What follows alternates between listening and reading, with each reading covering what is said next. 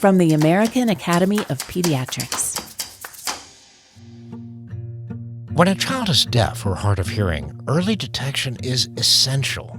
That's why it's important to screen, diagnose, and get intervention. One of the reasons for that early intervention is so that families aren't kind of caught behind the 8 ball of language delay that may have progressed until the age of 2 or so, and then we identify a hearing difference. Plus, a new policy statement emphasizes the importance of child fatality reviews. We need to look at the reasons why children are dying and sometimes maybe tailor our emphasis and our prevention efforts. These stories and more on Pediatrics on Call, the podcast on children's health from the AAP. I'm Dr. Joanna Parga-Belinkie. And I'm Dr. David Hill. This podcast is for everyone in the medical community keeping our children healthy and safe. It's a show by pediatricians for pediatricians. But anyone who cares about kids will get a lot out of it as well. Let's start today's episode with a conversation about early hearing detection and intervention. When I was in residency, I remember a very nervous family bringing their baby in for funny noises into the emergency department, which gets you right into a room when you have a baby who's a few weeks old. And I went in thinking that this baby probably had some respiratory infection, but it turns out they were just cooing. Cooing? Really? Yeah, that's right. The family was nervous about the baby starting to vocalize, and usually it's the other way around, and families stress when the baby isn't learning to talk. So I got to give a lot of fun anticipatory guidance on typical infant sounds. That is a relief for everybody, I'm sure. I'm not surprised the family was stressed, though, because learning to talk to and with your baby takes time. Language acquisition is such an important part of development, one that we start to think about at birth with a hearing test. I'm not sure I have all the language to speak about speech development, but I know someone who does. Dr. Susan Wiley. Dr. Wiley is an AAP liaison to the Joint Infant Hearing Committee, a developmental behavioral pediatrician at Cincinnati Children's Hospital Medical Center, and here with us today. Dr. Wiley, welcome to the show. Thanks. I'm excited to be here. I alluded to this earlier, Dr. Wiley, but for me, language acquisition starts with hearing. Is that too simplistic an association? Well, hearing is really important for developing spoken language, but there's a lot of ways communication and language get into children. So I think we have to think with a broad lens. But you're right, that first step with hearing screening is a really important touch point for talking about language and communication in infants. And how many children in the U.S. have atypical hearing or are hard of hearing? So based on the newborn hearing screening information, about 1 to 3 per thousand are identified as deaf or hard of hearing in the newborn period. And that actually increases up to 5 to 6 per thousand by kindergarten. Susan, you mentioned there are different modes of language acquisition, not just hearing. So if you have a child who is hard of hearing, what helps them with their language acquisition as they grow? Well, I think step one is connecting families and children to early intervention programming so that providers can give them guidance on how to best support their child's language learning. There are a lot of things we do naturally with babies, so that visual communication, touch, singing, but also our facial expressions and gestures that are a big part of how children learn what's going on around them. Could you talk a little more about early hearing detection and intervention in the United States? What is it? How do we do it? Yeah, that's a great question. So every state has a newborn hearing screening program, the state EDI program. So that stands for Early Hearing Detection and Intervention. And those state programs are responsible for managing and monitoring all of the newborn hearing screening programs to the point where if a child has not passed their newborn hearing screen, we understand their hearing status. So through that diagnostic evaluation and into that early intervention system. So it isn't just in that newborn period, it's really through to getting children identified and timely intervention. And speaking of that, let's say we're a pediatrician in our office and we're reading a hospital discharge summary and it says that the hearing screen is referred. What are the first moves you're going to make with the family to make sure they have adequate follow-up for this? Well, you made me happy that you are looking at that hospital screening result. So thank you for that, because I think that is step number one of getting those hospital records. I think as you're doing your newborn or 1 week well child check, it's really helpful to talk to the family about many of the things that we talk about, but bring that up. The hospital is supposed to let families know their results, but sometimes that gets missed. So talking about the refer results is really important. What that really means is the screen was positive. We still don't know a child's hearing status. So there can be reasons for a refer result that don't mean they have a hearing difference. But of course, we don't want to miss that about 1 in 5 child who does actually have a need for different supports and approaches for their hearing. So I think, if with that refer result, typically we would have another rescreen as an outpatient. Some states do 2 screens in the hospital, but in general, most states do an outpatient rescreen. So tracking that child through to those results is really important. And if that second screen still has refer, we really want to get those children into audiology as quickly as possible. Partly that's so that we can do the least invasive testing. So if we can get children to the audiologist while they might sleep through the test result of the ABR and the other diagnostic testing, that's really optimal so we don't have to use sedation. So that earlier visit with audiology really gets us on the path of understanding a child's hearing and making sure we get them to any next steps if they do, in fact, get identified as being deaf or hard of hearing. And if it turns out that the positive screen does in fact mean a child is hard of hearing, what other services should you be prepared to refer to as a general pediatrician? Yeah, I think a lot of times we have a number of systems actually that are helpful. And of course, we automatically think about otolaryngology as one of those steps, because the otolaryngologist will likely be the person who kind of takes the steps in understanding any reason for hearing differences. If a child would benefit from amplification or cochlear implant, they are the ones that kind of do that clearance and evaluation. Other specialists that are also helpful in the medical perspective would be ophthalmology at some point, just to make sure children are seeing well. And then we often also suggest genetics. Again, even if there might be some risk factor that's known to be associated with hearing differences, there can also be genetics involved. And so even if a child was in the NICU, they may actually carry a mutation for hearing differences that if we didn't know it, we might recognize that in child number 2. And why is it so important to get intervention started early? I think really the 136 mantra of screen by 1 month, diagnose by 3 months, and get intervention no later than 6 months is really our goal. And one of the reasons for that early intervention is so that families aren't kind of caught behind the 8 ball of language delay that may have progressed until the age of 2 or so, and then we identify a hearing difference. So when kids get in early intervention early, we really do see families receiving the support to understand their child's needs, support their language development. And in that way, we really get to see great progress down the road. Some information from a variety of different studies would even suggest that early intervention does link to better language outcomes and later literacy outcomes. So, it's really not about whether I sign or I speak to my child, but the fact that I get that language in at an early age. So, Dr. Wiley, in your clinical experience, and when we talk about progress with language development and acquisition, what have you seen and what do you consider to be a success? Well, I think a success is that kids meet the same milestones as that we're measuring for all typically developing children. So if they're building that same vocabulary level and ability to communicate as their typically developing peers, that's awesome. If they supersede, that's even better, because some kids are quite bright. So it's really great if a child can come in and tell me what's wrong with them or give me a story about what's happening at school, whether using spoken language or sign. They follow the same milestones as hearing children. Dr. Wiley, you've been caring for children with hearing and language issues throughout your career, but many of us lack that experience. So if a child is identified with deafness or being hard of hearing, how do I support that child in the clinic setting? Well, that's really, I'm so glad you're thinking in that way, because I think, one, just with all children, we want them to be involved in the visit. And so communicating with them directly.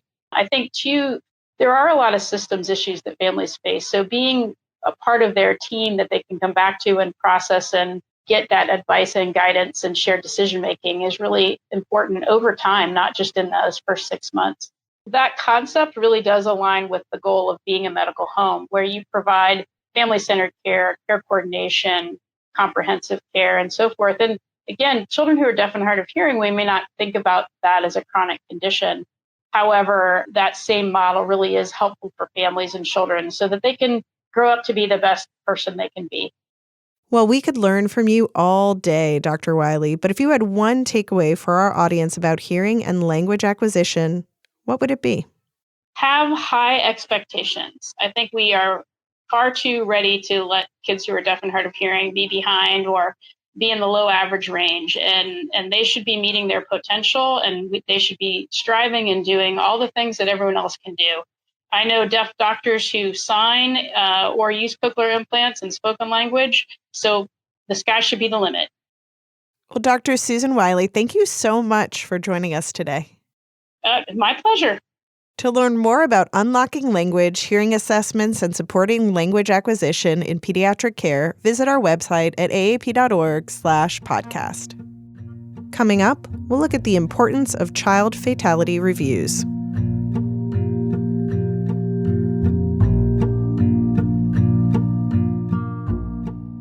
Pediatrics in so many ways is a celebration of life and growth, but I work in a neonatal intensive care unit where death is also a part of my job.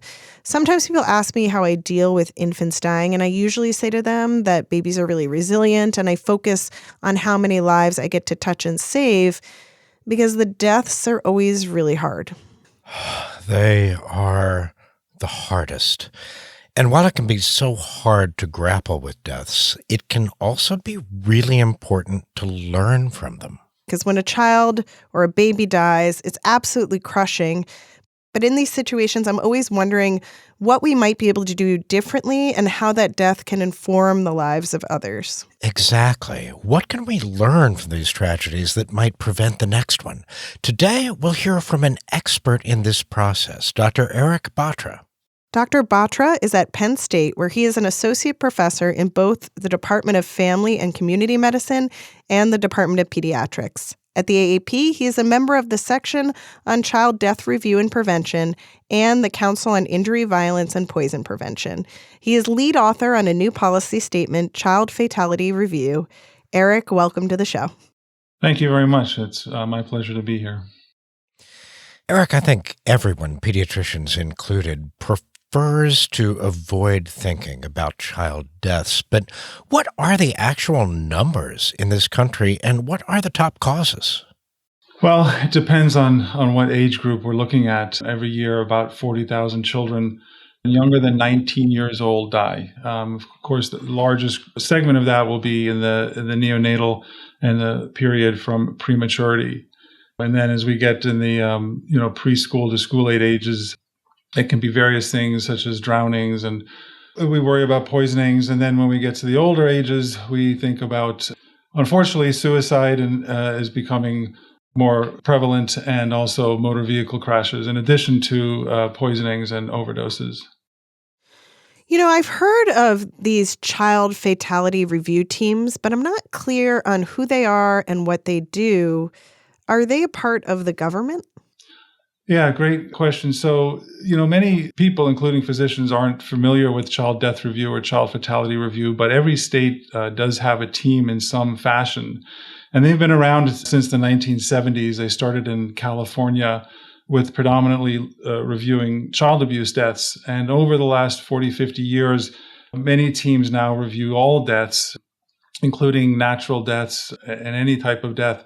And the goal is really prevention. Really, like you mentioned in the intro, thinking about death, talking about a child dying is something we don't go into pediatrics to focus on that. But the point of child fatality review is to really learn from that. It's really, I think, I take the approach that what we're doing in these meetings is really going to help inform us to help prevent future morbidity and mortality. So these teams might be housed at government institutions such as the Department of Health, and the health department might organize it and run it, but I don't know that it's necessarily a government-run entity, or people aren't part of the government. Most of the people who show up are volunteers, and that really is different the way it looks across the country.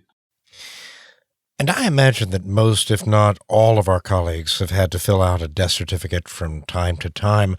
What sort of information do these task forces add that's not already in the vital records?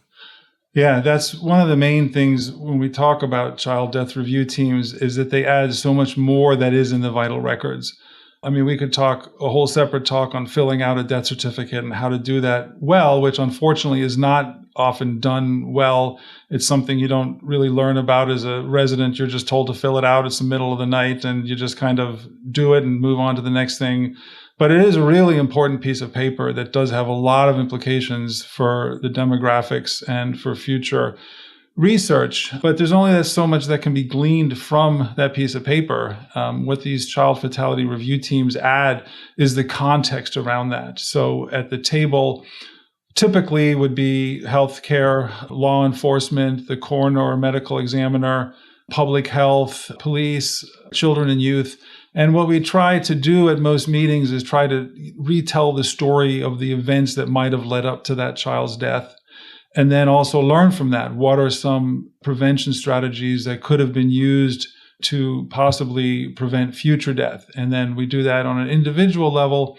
And then also through the National Center for Child Death Review now, there is a large amount of data that can be queried by anyone if they fill out the correct form. So that's one of the other messages to get out there. It's not just people doing the work, but there is data available to use for research. And you mentioned that prematurity is a leading cause of death among infants. And as a neonatologist, I have had some contact with fetal and infant mortality review. But can you talk about what these teams do that's different? Yeah, so the FEMA or fetal infant mortality review teams, I'm not on one, so I'm not intimately familiar with it, but they're not in every jurisdiction. So it's not as widespread as child fatality review teams. And also they're very intensive in terms of the reviews that they do. So they, I believe, will often go and interview family members, and they have a very in-depth data set of information. The child fatality teams aren't going in that depth, but they're probably covering more deaths than the FEMA teams. And so there's pros and cons for each data collection set. But I think the biggest thing is that the FEMA teams just aren't there are not as many of them as there are of the child death review teams. And Erich, we've talked on this podcast on episode 58 about sudden unexpected infant death and sudden infant death syndrome and how they're related. Is that the sort of thing that child fatality review teams investigate? Yeah, well, so the child death review teams are never investigating or taking any type of authoritative role. We're purely from a public health standpoint. That's one thing I just want to clarify. But when we do review the SUID deaths, that is one area where child death review, I think, has made a significant impact over the last 10 and 20 years in helping understand what is occurring. As to recall from SUID data, the SIDS death decreased, but over the last 10, 20 years, the SUID deaths overall have not decreased. And some of that reason is that we've seen that what used to be called SIDS was actually accidental suffocation deaths. And some of that information as to how these infants died was as a direct result of child death review teams having people at the table really talking about the situation and doing a deeper dive and also making sure that these infants are getting full investigation to help understand why they died. So, yes, CDR teams were very important in helping understand SUID deaths. And can you think of other examples where these teams actually lead to improvements in clinical care? Because you mentioned that you learn a lot from doing it. Yeah, I mean, it's such a wide variety. There's a lot of things that go on at these meetings. So it could be as simple as, and simple being a relative term, that a local county finds that there's a mortality or a death at a certain intersection. And maybe even just with one, or they find, hey, we had a death at that same intersection 3 years ago. So they work with their local transportation department or state level to increase signage or change the road or so forth. So that could be an example. There's examples of drownings. I know 10, 20 years ago in northern Michigan, there were a lot of drownings that were occurring at a certain area. And through the work of child death review teams, they increase the signage, they increase the availability of communication with emergency responders. To more bigger level items where, I think through collecting this data, we want to have an impact on other things. One thing that I'll mention is, since you're a neonatologist, prematurity. I mean, that's a big thing to tackle, is how do we work on premature deaths? And one of the things that we think about in child death review is it's not just the medical causes, but are we looking at all the other social determinants of causes? Are there other variables in the community that can be addressed that might affect that? So there's really a wide spectrum of what we try to accomplish with child death review, and that looks different in every jurisdiction. Erich, you just mentioned looking at social determinants. Are there ways we can think of these child fatality review teams as one way to address inequity? Yes, in that the data we're collecting often has many of the components of the social determinants. And so we can use that data to look at things. Are they happening in certain populations, in certain neighborhoods? Those are all things that the child death review teams look at. Having said that, it is sometimes hard for teams to get all the data that they need and all the medical records. And sometimes, as much as I would like it to be different, unfortunately, that's one of the challenges we face in child death review teams, is having all the correct data at the table. And then laws in different states all are different as to how much information can be acquired by child death review teams. If a pediatrician wanted to join a child fatality review team, where would they start? Yeah, that's a great question. I mean, there are some areas that are really desperate for pediatric help. The first place I would start is either with their local AAP chapter to see if they're connected with the local or state child death review team. They could go to the National Center for Child Fatality and Review and Prevention website, ncfrp.org, and drill down to their state to see who the contact person would be and where teams might need help. Another avenue to get involved is at the Academy in 2016. The section on child death review and prevention was started, and we have an active section. There's a listserv. We also hold educational events every year at the NCE. So those are different modalities that somebody could use to get started. Dr. Batra, I feel like we've learned so much from you today. Before our listeners read this policy statement, do you have one last takeaway for them? My takeaway is that we need to look at sometimes the reasons why children are dying, and sometimes maybe tailor our emphasis and our prevention efforts. That would be one takeaway. I'll give the example of all the things that we talk about in the newborn period, which is a lot. If we look at going back to SUID and SIDS, unsafe sleep is a factor, the number one cause of death in the post-neonatal age range from 1 month to 12 months. So that's one thing. I guess the other takeaway would be to look into if their local child death review team does need help. They can have a tremendous impact if they're in an area where more pediatric input is needed. And I'm sure pediatricians will be looking into this now. And Dr. Erich Batra, thank you so much for joining us today. It was my pleasure. Thank you for having me. To read the policy statement, Child Fatality Review, visit our website at aap.org/podcast.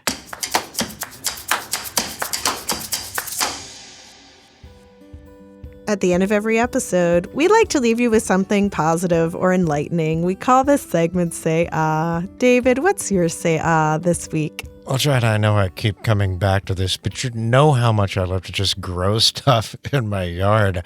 And the fig trees, the leaves are coming out, and that means there's going to be figs. And I'm just watching every day as those leaves start to emerge, and I'm so excited because everything's got buds, and it's going to be spectacular. You're going to have so many new friends, so many new buds. And David, my say is that, I love to read. I always do a book challenge every year where I try to read the amount of books now that since past 2000, for the year. So I'm trying to do 24 this year. And gosh. I'm doing really well on that. But my say is that my son is like my first child to show a real interest in reading. And so it's been really fun because Simon's 4 now, and all he wants to do is read with me when he sees me reading. So it's now made my book challenge feel like it's also like developmentally helping my child, which is like a great feeling. Oh, that is incredible. I love that. I'm not going to read too much into that, though. That's it for today's episode. If you like Pediatrics on Call, please subscribe on your favorite podcast app and help us spread the word. Follow us on Facebook and Instagram at Pediatrics on Call. Pediatrics on Call is a production of the American Academy of Pediatrics. Our producer and editor is Ann Johnsos. Our audio engineer is Doug Nagel. Joe Puskars is our associate producer, and Susan Martin is our executive producer. Our theme music was composed by Matthew Simonson. We're taking a spring break, but we'll be back in a few weeks to talk about climate change. We'll speak with Dr. Samantha Adut about building a healthy future for every child. I'm Dr. David Hill. And I'm Dr. Joanna Parga-Belinkie. Thanks for listening.